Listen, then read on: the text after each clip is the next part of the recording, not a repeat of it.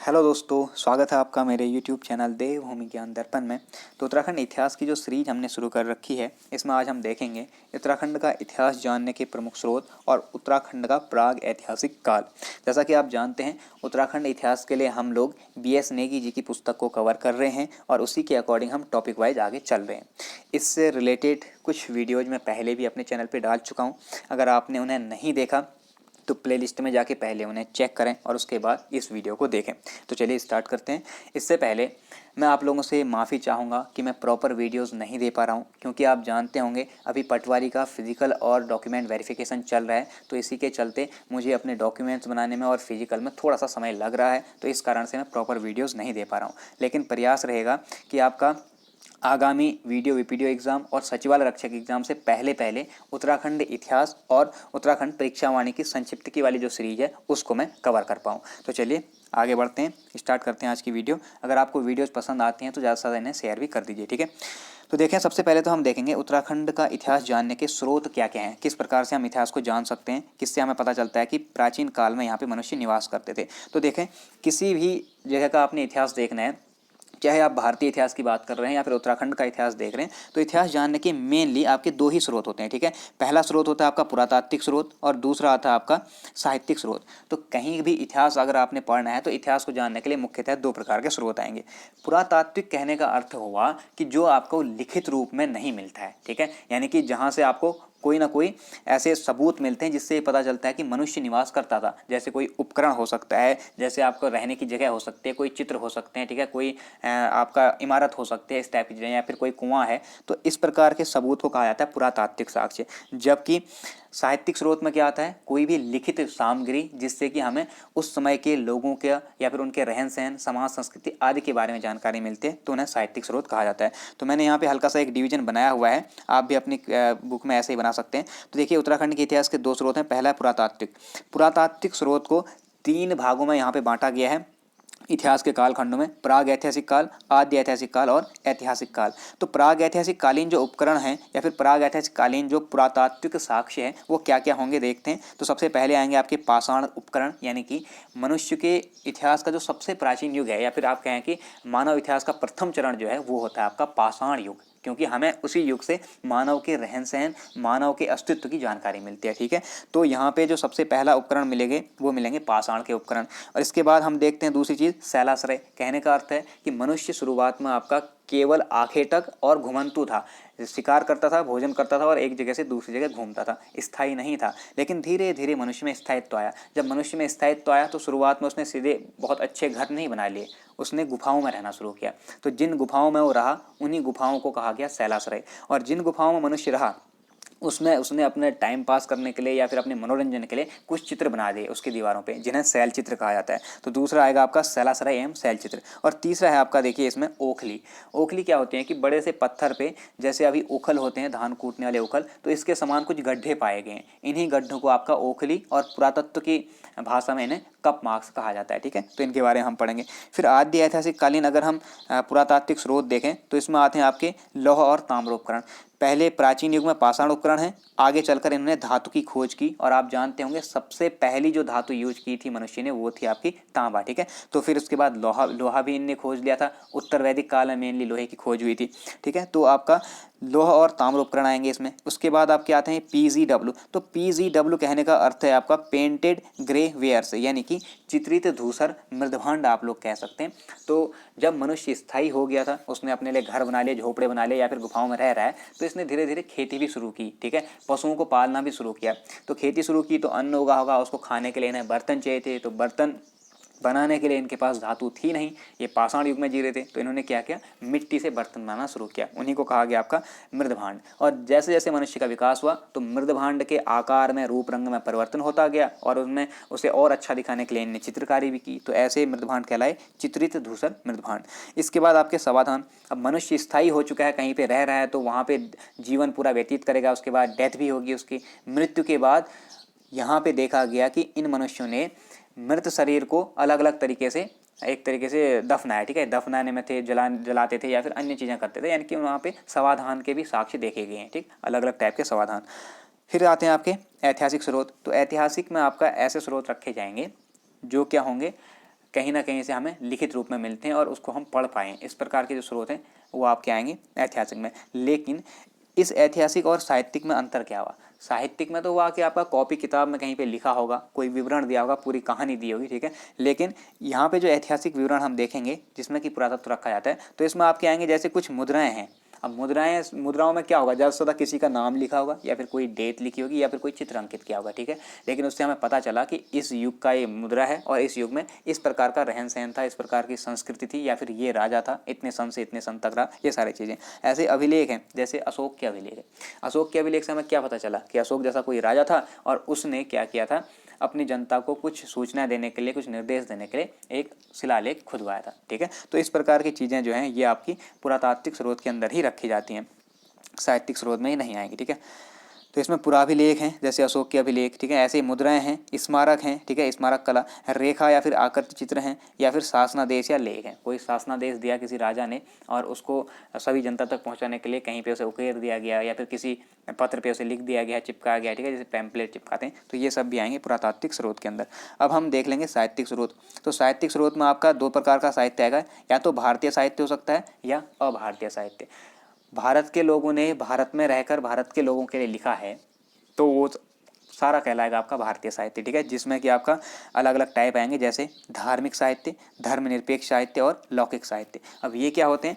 धार्मिक साहित्य में आपका ऐसे सारी चीज़ें आएंगी जो भारत के लोगों ने भारत में ही रहकर भारत के लिए लिखी हैं, लेकिन उसमें कहीं ना कहीं धर्म की बात की गई है।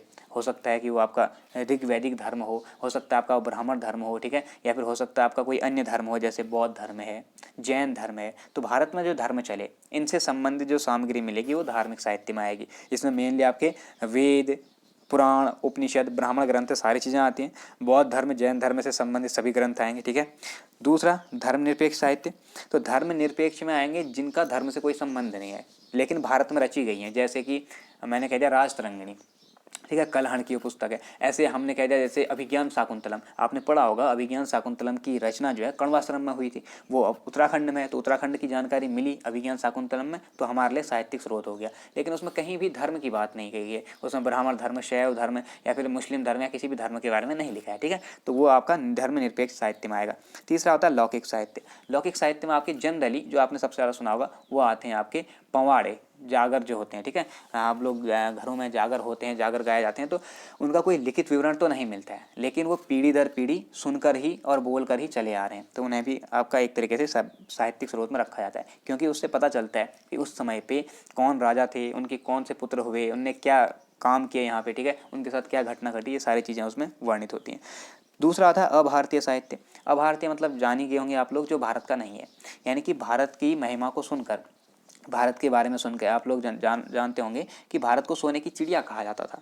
तो भारत की महिमा को सुन के बहुत सारे विदेशी यात्री यहाँ पर आए, ठीक है, देखने के लिए, यहाँ के बारे में जानने के लिए क्या है कैसा है, ठीक है। और उनने जो कुछ यहाँ देखा, जो कुछ सीखा, जो कुछ महसूस किया, उस सब को उनने लिख दिया। और उसी लेख से अभी हमें पता चलता है कि भारत में उस समय समाज ऐसा था, संस्कृति ऐसी थी, लोगों का रहन सहन ऐसा था। तो एक तरीके से वो भी क्या हो गया, हमारे लिए पुरातात्विक स्रोत हो गए, या फिर आप कह सकते हैं कि इतिहास जानने के स्रोत हो गए, जिन्हें हम साहित्य के अंदर रखेंगे, ठीक है। तो बहुत सारे यहाँ पे जो लेखक आए उनका यात्रा वृत्तांत मिलता है। इनमें सबसे ज़्यादा प्रसिद्ध आप लोगों ने पढ़ा होगा वेन सांग, ठीक है, जिसे युआन चांग इसका ओरिजिनल नाम है। तो वेन सांग कहें या युआन चांग कहें, हर्षवर्धन के समय पर आए थे, ठीक है। यहाँ पर उन्होंने गोविसाण की, ब्रह्मपुर की यात्रा की, उनके बारे में लिखा हुआ है, जिससे हमें पता चला कि इस नाम के यहाँ पर राज्य हुआ करते थे, ठीक है, यहाँ पर खस लोग राज करते थे। तो ये सारी चीज़ें, तो इसको ही हम पढ़ेंगे आज की वीडियो में, उत्तराखंड इतिहास जानने के स्रोत। तो आप लोग ध्यान रखें कि इतिहास जानने के लिए मेनली दो ही स्रोत होंगे और उनको इस प्रकार से हम डिवाइड कर सकते हैं। ये एक जनरल इंट्रोडक्शन है, एक फ्लो चार्ट। आप चाहें तो इसे ऐसे ही बना सकते हैं, इससे आपको थोड़ा आसानी हो जाती है। अब हम डिटेल में इसमें बात कर लेते हैं। देखिए, उत्तराखंड का इतिहास जानने के मुख्यतः दो प्रकार के स्रोत होते हैं, ठीक है। पहला है आपका पुरातात्विक स्रोत, दूसरा आएगा साहित्यिक स्रोत। पुरातात्विक स्रोत मैं बात कर चुका हूँ, जिसमें हमें क्या मिलेंगे, कुछ नमूने मिल जाएंगे पुराने समय के, जो उस समय लोगों ने यूज किए होंगे, ठीक है, पाषाण युग में, चाहे वो आपको उपकरण मिलें, ठीक है। इसमें देखिए पुरातात्विक स्रोत में क्या क्या सम्मिलित हैं, पाषाणकालीन उपकरण हो गए। तो पाषाणकालीन उपकरण में पाषाण उपकरण भी आएंगे, उसके बाद के उपकरण भी आएंगे आपके धातुकालीन भी, जिनमें लौह उपकरण है, ताम्र उपकरण है, ये सारी चीज़ें इंक्लूड होंगी। तो उपकरण हो गए, इससे हमें क्या पता चला कि भैया इस युग में मनुष्य यहाँ पे निवास करता था, क्योंकि अपने आप तो बनेंगे नहीं उपकरण, है ना, तो मनुष्य ने बनाए। दूसरा शैलाश्रय और शैलचित्र, जहाँ मनुष्य रहे उन्होंने वहाँ पर कुछ चित्रकारी की, तो उन गुफाओं से हमें पता चला कि यहाँ मनुष्य रहता था, क्योंकि वहाँ पे चित्रकारी की हुई है, वो अपने आप नहीं बन सकते। पुराभिलेख मैंने बात कर ली, जैसे कालसी का शिलालेख है, कालसी के शिलालेख के हमें पता चलता है कि इस समय पे अशोक यहाँ शासन कर रहा था और उसने ये अपनी जनता को निर्देश दिया है, तो हमें उसमें बहुत सारी जानकारी मिली, ठीक है, मौर्य वंश के बारे में। मुद्राएं हैं, मुद्राएं बहुत सारे वंश की यहाँ मुद्राएं मिली हुई हैं, जैसे कुनिंदु का तो पूरा इतिहास मुद्राओं से ज्ञात होता है। इसके अगली जो वीडियो आएंगी उससे 1-2 वीडियो बाद आपका कुनिंद का इतिहास शुरू हो जाएगा, तो उसमें आप देखेंगे कहाँ कहाँ से कौन कौन सी मुद्राएं मिली हुई है मेनली, ठीक है। कप मार्क्स हैं, तो कप मार्क्स के खोज के आधार पर ही आपका उत्तराखंड में एक तरीके से आप कह सकते हैं कि पुरातत्व की नींव पड़ी। तो पुरातत्व का जनक जो हेनवुड को कहा जाता है, उन्होंने सर्वप्रथम देवीधुरा में कप मार्क्स ही खोजे थे। कप मार्क्स के साथ साथ कुछ महापाषाणीय अन्य चीज़ें खोजी थी वहाँ, समाधान टाइप की, ठीक है। मृदभांड, मृदभांडों की खोज बहुत सारी जगहों से हुई है, जिनमें से मेनली आपके थापली और ये उत्तरकाशी वाला क्षेत्र आता है, तो उसके बारे में हम आगे पढ़ेंगे। और समाधान, तो समाधानों की खोज बहुत सारी जगहों से हुई है, इनमें सबसे प्रमुख समाधान आपके मलारी के माने जाते हैं, जिससे एग्जाम में क्वेश्चन बनता ही है, तो उसको हम डिटेल में डिस्कस करेंगे। तो ये पुरातात्विक स्रोत के अंतर्गत मेनली सम्मिलित किए जाते हैं, तो इनके बारे में जो भी फैक्ट होंगे इंपॉर्टेंट वो यहाँ पे कवर करेंगे हम लोग। दूसरा देखिए साहित्यिक स्रोत, तो साहित्यिक स्रोत में मैंने बताया कि 3 चीज़ें आए, साहित्यिक स्रोत में 3 है। आपका पहला आएगा धार्मिक साहित्य, दूसरा आएगा धर्म निरपेक्ष साहित्य और तीसरा क्या आएगा, लौकिक साहित्य, ठीक है, जो लोगों के द्वारा पीढ़ी दर पीढ़ी चलता रहा। तो इसके बारे में हम अलग अलग से देख लेते हैं। सबसे पहला आता है आपका धार्मिक साहित्य। धार्मिक में क्या आएगा, वैदिक साहित्य, जैसे वेद, पुराण, उपनिषद, ब्राह्मण ग्रंथ आदि, ठीक है, जिनमें आपके चारों वेद आ जाएंगे, पुराण आ जाएंगे, ठीक है, उपनिषद आ जाएंगे। आपने पढ़ा होगा कि वेदों में 4 वेद हैं, पुराण में आपका सबसे इंपॉर्टेंट है, सबसे बड़ा जो पुराण है स्कंद पुराण है, ठीक है, सबसे पुराना जो पुराण है मत्स्य पुराण है, और इन दोनों में ही उत्तराखंड की जानकारी मिलती है। ऐसे ही वेद में आपने देखा होगा कि उत्तराखंड की सर्वप्रथम जो जानकारी मिलती है वो ऋग्वेद में मिलती है ना। ऐसे ही आप लोगों ने पढ़ा होगा ब्राह्मण ग्रंथ भी हैं, ठीक है, जैसे ऐत्रेय ब्राह्मण है, ठीक है, कौशिकी ब्राह्मण है, तो इनमें भी उत्तराखंड की जानकारी मिली है। वाघ देवी का निवास स्थान आप लोगों ने पढ़ा होगा ऐत्रेय ब्राह्मण में। तो इस प्रकार से जानकारी वैदिक साहित्य मिली है। साथ ही साथ उत्तर वैदिक साहित्य में जैसे आपने देखा स्कंद पुराण, जो अभी मैंने बोला कि वैदिक साहित्य और उत्तर वैदिक साहित्य का ये पुराण है, तो स्कंद पुराण सबसे बड़ा पुराण है। इसमें आपको उत्तराखंड की पूरी जानकारी मिलती है। उत्तराखंड में 5, यहाँ पे आपका टोटल 5 खंडों का इसमें वर्णन किया गया है, जो हिमालय क्षेत्र में पड़ते हैं। उनमें से 2 खंड आपके उत्तराखंड को निरूपित करते हैं, जिनमें से पहला आता है आपका केदार खंड, दूसरा आता है आपका मानस खंड, ठीक है, तो इसे करेक्ट कर लें। उत्तर वैदिक काल का ग्रंथ है ये आपका स्कंद पुराण, वैसे ही वैदिक युग में ही आएगा पूरा, ठीक है। आगे देखिए बौद्ध धर्म से संबंधित पुस्तकें और जैन धर्म से संबंधित पुस्तकें, तो इनसे संबंधित कुछ पुस्तकें हैं जिनमें आपका उत्तराखंड का जिक्र मिलता है। जैसे आप लोगों ने पढ़ा होगा बौद्ध जो ग्रंथ हैं उनमें उत्तराखंड के लिए हिमवंत शब्द का प्रयोग किया गया है, तो ये सारी चीज़ें हमें उत्तराखंड के बारे में जानकारी देती हैं। दूसरा आता है धर्मनिरपेक्ष साहित्य। धर्मनिरपेक्ष में जहाँ धर्म की कोई बात नहीं है, जैसे अष्टाध्यायी, ठीक है, तो अष्टाध्यायी में भी हमें उत्तराखंड का जिक्र मिलेगा। कुमार संभव में उत्तराखंड की कुछ जगहों का वर्णन किया गया है। अभिज्ञान शाकुंतलम में किया गया है, कण्वाश्रम का, ठीक है। ऐसे रातरंगणी में कश्मीर का इतिहास लिखा है, तो वहाँ भी उत्तराखंड के बारे में थोड़ी बहुत हमें जानकारी मिलती है। तो ये सारे के सारे जो साहित्य है इसमें धर्म की बात नहीं है, तो धर्मनिरपेक्ष साहित्य होगा, जो कि इतिहास जानने के लिए हमारे लिए हेल्पफुल हो सकता है। तीसरा आएगा आपका लौकिक साहित्य। इसमें आपका ऐसा साहित्य होगा जो लोगों के द्वारा पीढ़ी दर पीढ़ी मौखिक रूप से चल रहा है, बोलकर और सुनकर, ठीक है। तो इसमें आपके मेनली जागर या फिर पवाड़े इंक्लूड किए जाते हैं, ठीक है। जैसे जीतू बगड़वाल के पवाड़े आपने सुने होंगे, माधो सिंह के पवाड़े सुने होंगे, तीलू रौतेली के पवाड़े सुने होंगे, ठीक है। तो इस प्रकार के पवाड़े आएंगे। आगे देखिए दूसरा है अभारतीय साहित्य। अभारतीय साहित्य में केवल यात्रा वृत्तांत आते हैं, मैंने आपको बता दिया। जो भी विदेशी यहाँ पे आए, यहाँ रहे, यहाँ की चीज़ों से प्रभावित हुए, तो उनने जो कुछ यहाँ पे देखा, सीखा, सुना, समझा, वो सब लिख दिया, ठीक है। वही आपके लिए एक तरीके से इतिहास का विवरण हो गया। तो इसमें देखिए वेनसांग का विवरण सबसे प्रसिद्ध है, जिसे सीयूकी के नाम से जाना जाता है, और इससे हमें गोविसाण, ब्रह्मपुर जैसे राज्यों के बारे में जानकारी मिलती है। गंगा नदी के बारे में इन्हें जिक्र किया हुआ है, कुंभ मेले के बारे में इन्हें जिक्र किया हुआ है, ठीक है। इसके अलावा अन्य विदेशी यात्रियों के विवरण, जैसे आपके निकोलस मनुची आए थे, इसके साथ साथ आपका बहुत सारे जैसे टॉम कार्रियट आया हुआ है, ठीक है, बहुत सारे लोग आए हैं, तो उनका भी विवरण हम देखेंगे। तो चलिए स्टार्ट करते हैं सबसे पहले इतिहास के कालखंड से।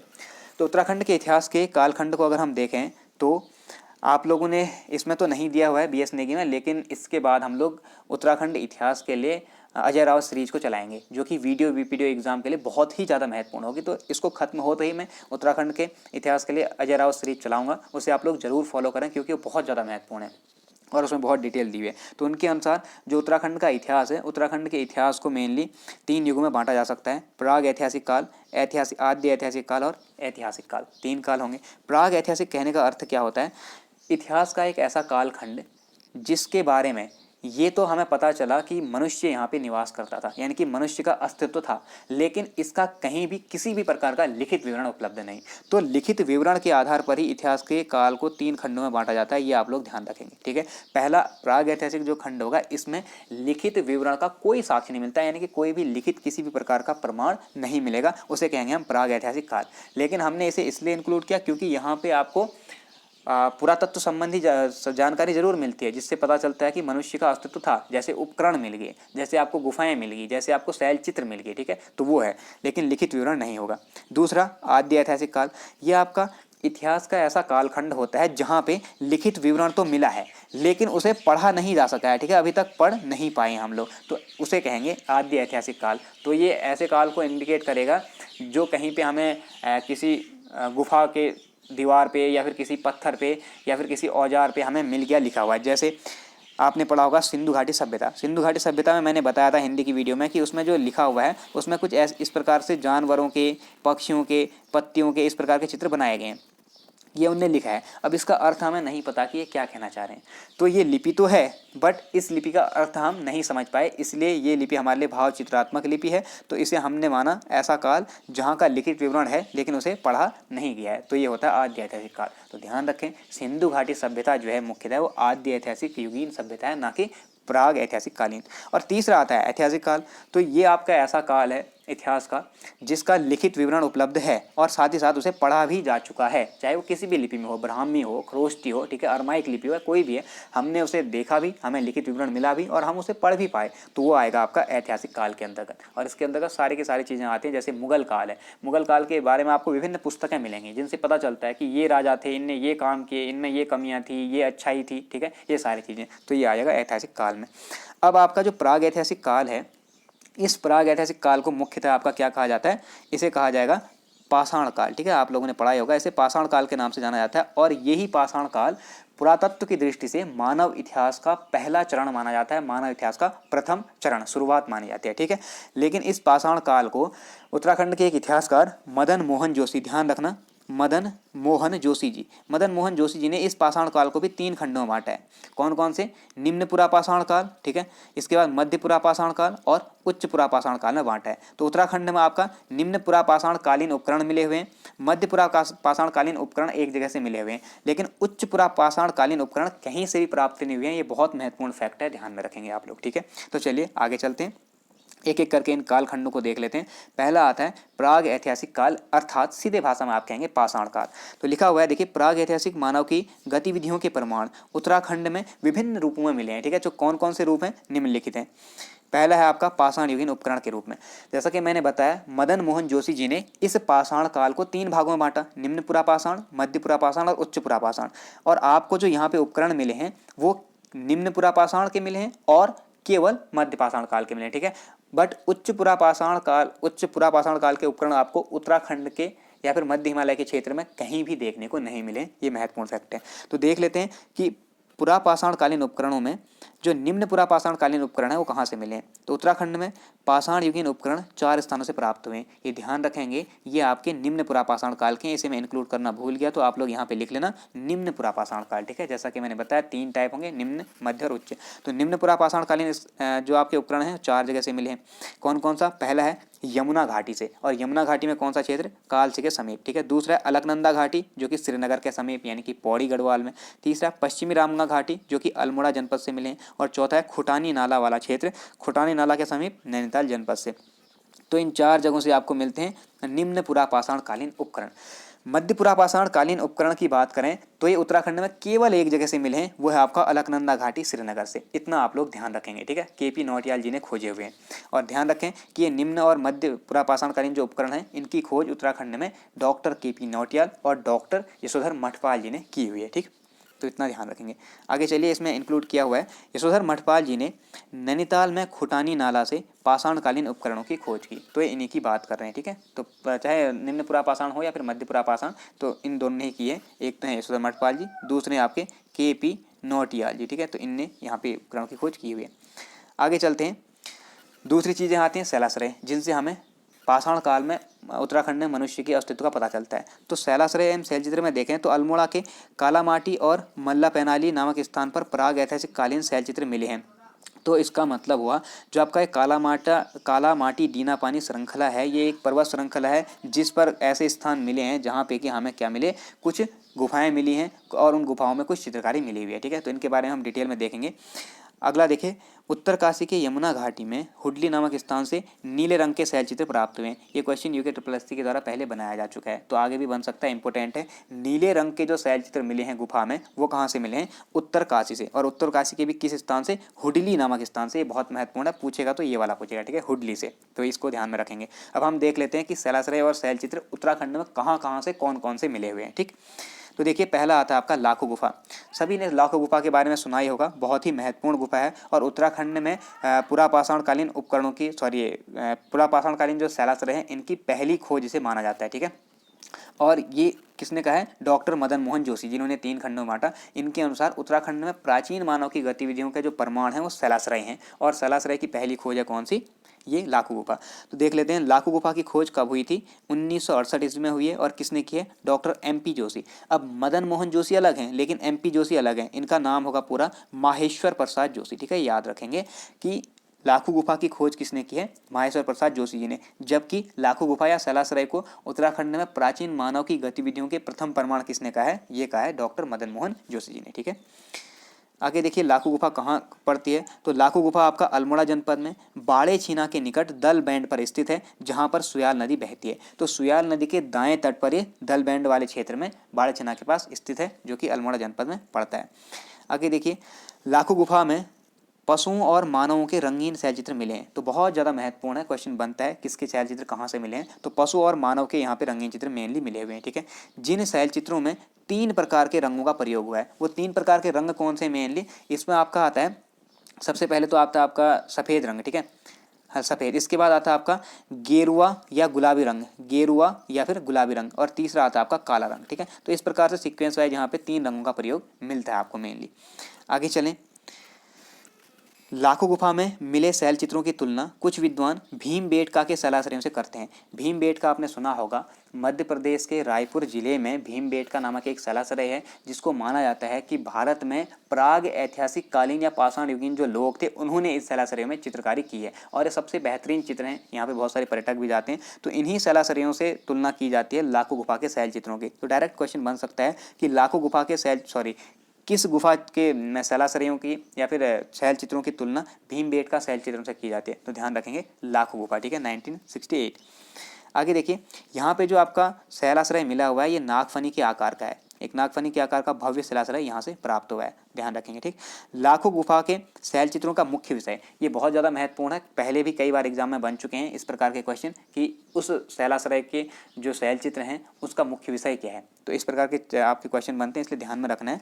लाखो गुफा का जो मुख्य विषय है वो है सामूहिक नृत्य, यानी कि समूहबद्ध नर्तन। इसमें आपका कुछ 60 से 62 के आसपास लोग दिखाई देते हैं, पहले एक मंडली में 34, दूसरी मंडली में 28 लोग लगभग दिखाई देते हैं जो कि आपस में नृत्य कर रहे हैं। तो सामूहिक नृत्य या समूहबद्ध नर्तन या फिर एक नर्तक मंडली इसका मुख्य विषय है। ठीक है, ध्यान रखेंगे, लगभग 62 के आसपास यहाँ पे मानव आकृतियाँ दिखाई देती हैं। ठीक, दूसरा देखिए ग्वारखिया उद्यान, इसके अलावा भी अल्मोड़ा जनपद में अन्य शैलाश्रय हैं जिन्हें इसी पुस्तक ने आगे कवर किया हुआ है, एक साथ कवर नहीं किया हुआ है क्योंकि ये फैक्टोरियल बुक है, आप लोगों को पता होगा, तो हम इसी बुक के अकॉर्डिंग चल रहे हैं, कोई दिक्कत नहीं है। ठीक है, तो लाखो गुफा के अतिरिक्त जो अल्मोड़ा में मिले हैं, जैसे आपने पढ़ा होगा फड़कानौली है, पेड़ साल है, फल सीमा है, द्वेथाप है, कसार देवी है। ठीक है, उनको भी हम आगे बात करेंगे।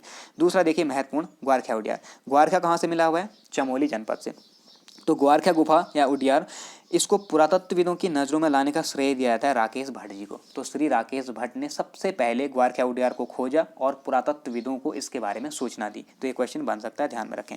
ग्वारखिया गुफा जो है चमोली जिले के डुंगरी गांव में अलकनंदा नदी के तट पर स्थित है, तो ध्यान रखेंगे बहुत महत्वपूर्ण है, किस नदी के तट पर है ग्वारखिया उद्यान, अलकनंदा नदी, कहाँ पर है, चमोली के डुंगरी गाँव में। ठीक है, ग्वारखिया उद्यान से आपको कितने शैल चित्र मिले हैं, यहाँ से मुख्यतः आपको 41 रंगीन चित्र मिले हैं जो कि मानव, भेड़ और बारहसिंगा के हैं।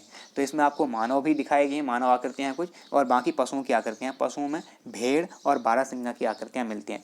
आप लोगों को ये चीज़ ध्यान में रखनी चाहिए कि सबसे ज़्यादा जो बेस्ट शैल चित्र माने जाते हैं वो आपके यहीं के माने जाते हैं, ग्वारखिया उद्यान के, यानी कि आप लोग ये कह सकते हैं, अगर मैं अजय रावत जी की हिसाब से बात करूं तो उनमें साफ साफ लिखा हुआ है कि चित्रकला की दृष्टि से उत्तराखंड की संभवतः सबसे सुंदर कृतियां जो हैं वो ग्वारखा उडियार की हैं। तो ऐसा क्वेश्चन एग्जाम में पूछा जा सकता है, एग्जाम में डायरेक्ट बना सकता है, तो ध्यान में रखेंगे। यहाँ से कितने चित्र मिले हैं? 41, जबकि लाखों से कितने मिले थे? लगभग 60 62। तो 41 में क्या क्या है देखें, 8 तो यहाँ पे चित्र पशुओं के मिलते हैं, 30 चित्र मिलते हैं मानवों के और 3 चित्र मिलते हैं पुरुषों के। अब इन दोनों में डिफरेंस ये है कि जो 30 आकृतियाँ हैं वो 30 आकृतियाँ बिल्कुल अंदाजा नहीं आता कि ये नर है या मादा है, ठीक है, इसलिए उन्हें हमने मानव में रखा है।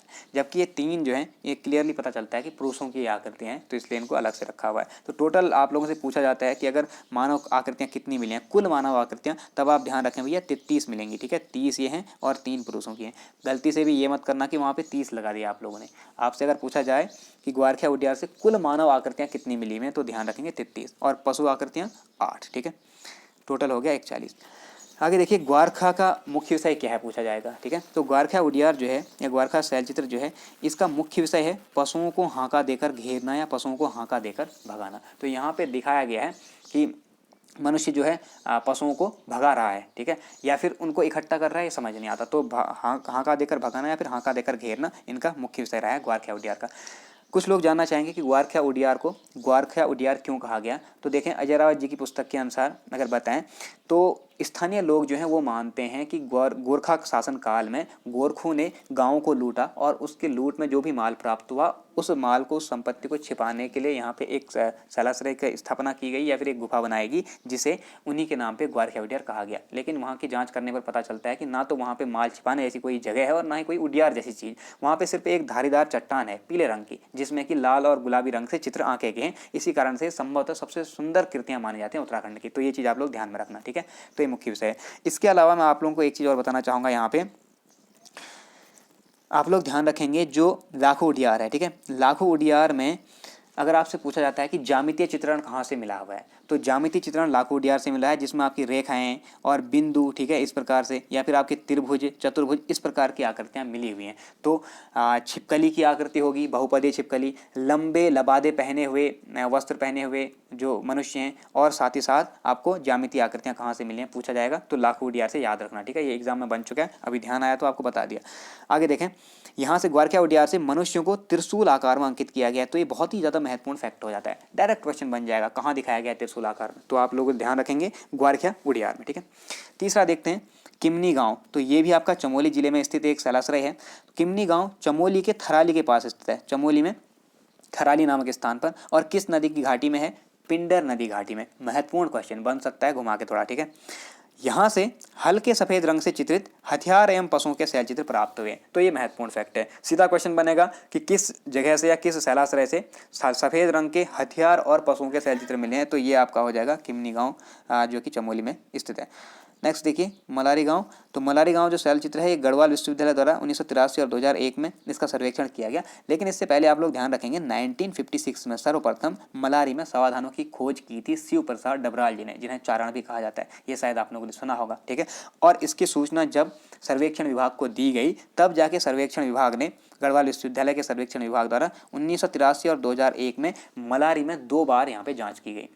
अब 2 सर्वेक्षणों में इन्हें दोनों बार अलग अलग चीज़ें प्राप्त हुई हैं जो कि बहुत ही ज़्यादा महत्वपूर्ण है और एग्जाम में यहाँ से डायरेक्ट क्वेश्चन बनते हैं। तो आप लोग एक एक चीज़ को बहुत ध्यान से सुनेंगे।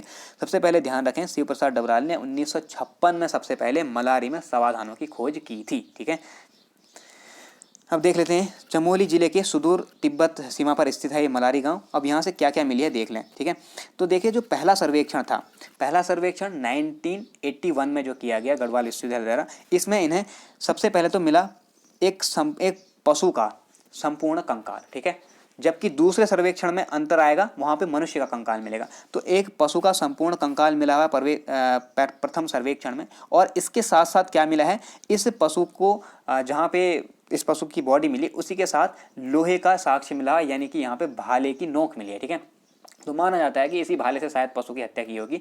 तो यहाँ पे भाले का भालाग्र या कह सकते हैं या बाणाग्र कह सकते हैं आप लोग, तो एक लोहे का उपकरण यहाँ पे मिला जिससे ये माना जाता है कि शायद उत्तराखंड में लोहे की ये प्रथम खोज थी, ठीक है, तो ये भी आप लोग ध्यान में रखना। और इसके साथ साथ ये जो पशु कंकाल मिला है, इस पशु की पहचान हिमालयी पशु वृषभ या फिर जुबू से की जाती है। ठीक है, हिमालयी पशु होता है आपका वृषभ या जुबू, जो कि अपने आप में एक भैंस जैसा स्ट्रक्चर दिखाता है, तो इससे इसकी तुलना की जाती है, जिसे जोवा भी कहा जाता है। ठीक, इसके साथ साथ जब दूसरा सर्वेक्षण हुआ तो दूसरे सर्वेक्षण में क्या मिला, यहाँ पे पूर्ण पशु कंकाल मिला था, तो यहाँ पे आपको संपूर्ण एक नर कंकाल मिलता है।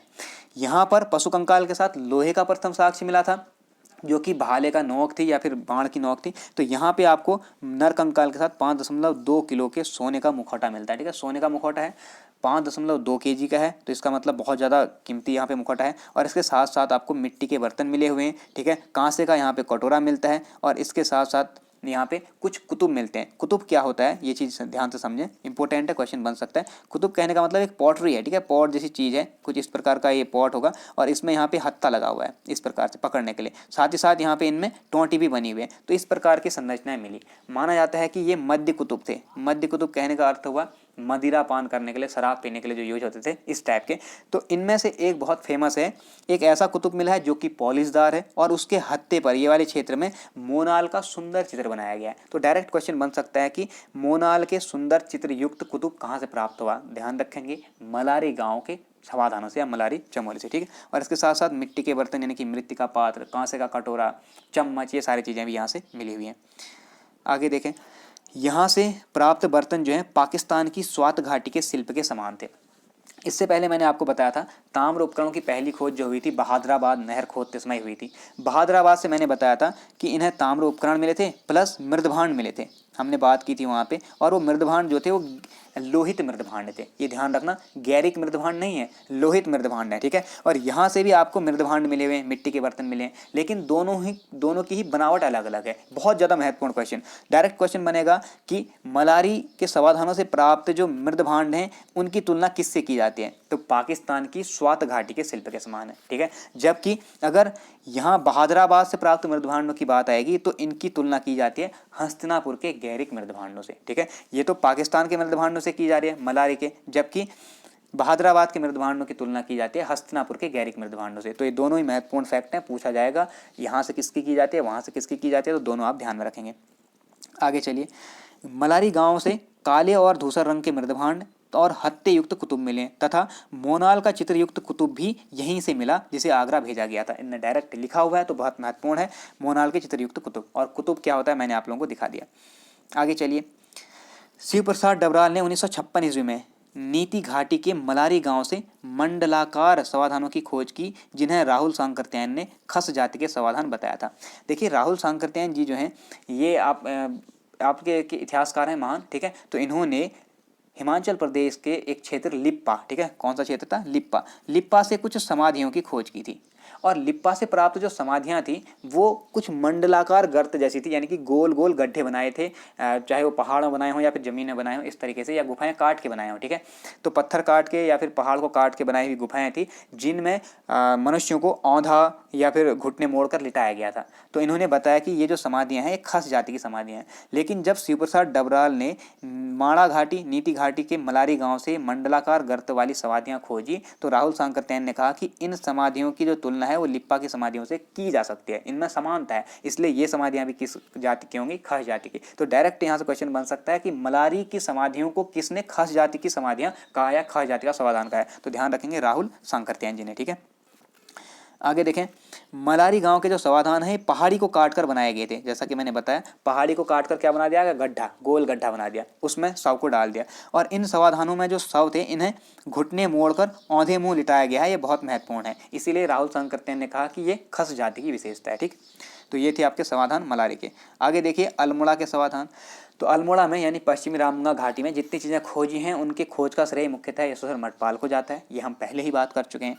ठीक है, उन वीडियोज को आप देख सकते हैं। तो यहाँ देखें, अल्मोड़ा के पश्चिमी रामगंगा घाटी के नौला जैनल गाँव में, कौन सा गाँव है, नौला जैनल ग्राम, इन गाँवों में समाधानों की खोज का श्रेय यशोधर मठपाल को दिया जाता है। हम पहले ही पढ़ चुके हैं, तो यशोधर मठपाल ने ही यहाँ पे सारी खोजें की हुई हैं। ठीक है, अल्मोड़ा के सांदड़ा और बसेड़ी ग्राम से ग्राम के समाधान की खोज भी यशोधर मठपाल ने की थी। अब ये सांदड़ा और बसड़ी ग्राम क्यों स्पेशली मेंशन किए गए हैं यहाँ पे, इन्हें समझें।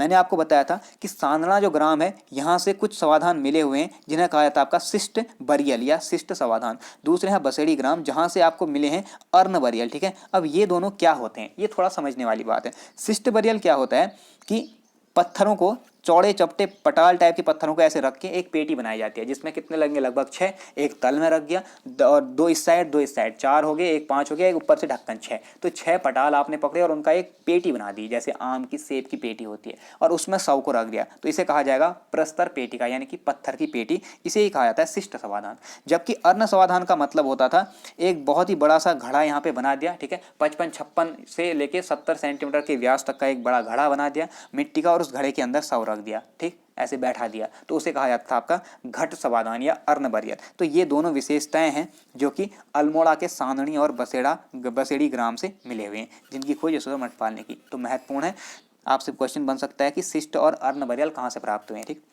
आगे देखिए, सांदड़ा एवं बसेड़ी ग्राम से 2 प्रकार के समाधान मिले जो कि मैंने बता दिया, शिष्ट बरियल यानी कि प्रस्तर पेटिका समाधान, अर्ण बरियल यानी घट समाधान। ठीक, नेक्स्ट देखिए द्वेथाप शैल चित्र।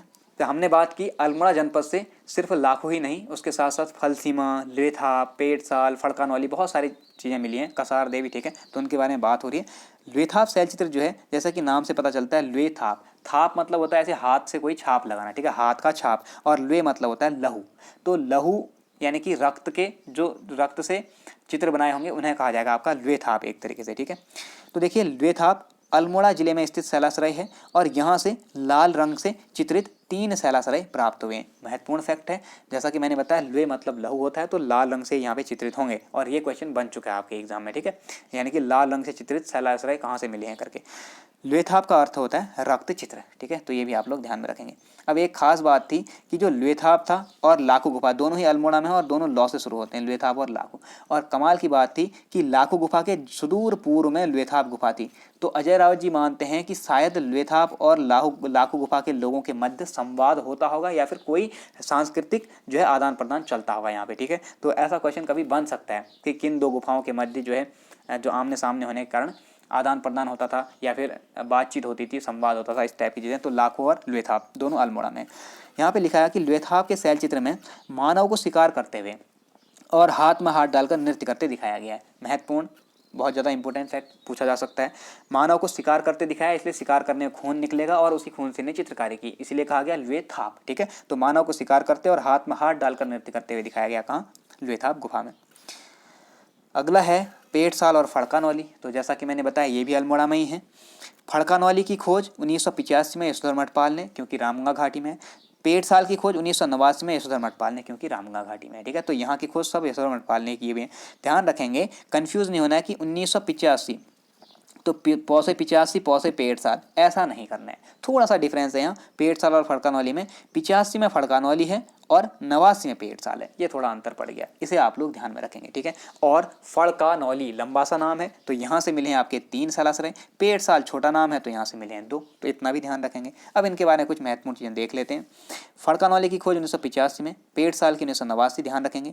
पेटसाल से कत्थई रंग की मानव आकृतियां मिली हैं। मानव आकृतियों के बारे में हम पहले ही बात कर चुके हैं। अल्मोड़ा में 1986 में एक ताम्र मानव आकृति मिली, उसके बाद 89 में बनकोट पिथौरागढ़ से 8, और उसके बाद 1999 में नैनी पातल से 5 ताम्र मानव आकृतियां मिली हैं। ये मैं पहले ही बता चुका हूँ, इंपॉर्टेंट है। लेकिन ये जो ताम्र मानव आकृति, ये जो मानव आकृतियां हैं ये तांबे की नहीं है। ठीक है, तो ये ये मानव आकृतियां कत्थई रंग की हैं जो कि अल्मोड़ा के पेटसाल से प्राप्त हुई हैं। ये ध्यान रखना, यहाँ से डायरेक्ट क्वेश्चन बन सकता है, कत्थई रंग की मानव आकृतियां कहाँ से मिली हैं, पेटसाल से।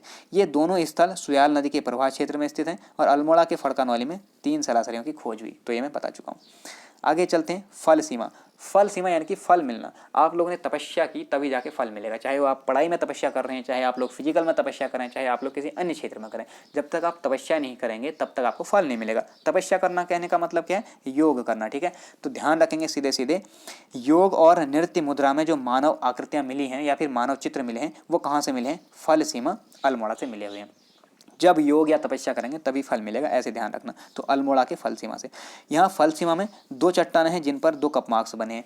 फल सीमा में भी आपको 2 शैलाश्रय टाइप के मिले हैं, लेकिन यहाँ प्योर शैलाश्रय ना होकर चट्टानें हैं जो कि काफ़ी क्षतिग्रस्त हैं। और यहाँ इन चट्टानों के जो दूसरी वाली चट्टान है उस पर आपको 2 कप मार्क्स देखने को मिलते हैं। कप मार्क्स के हैं, ओखल हैं, ठीक है, ओखली के समान गड्ढे।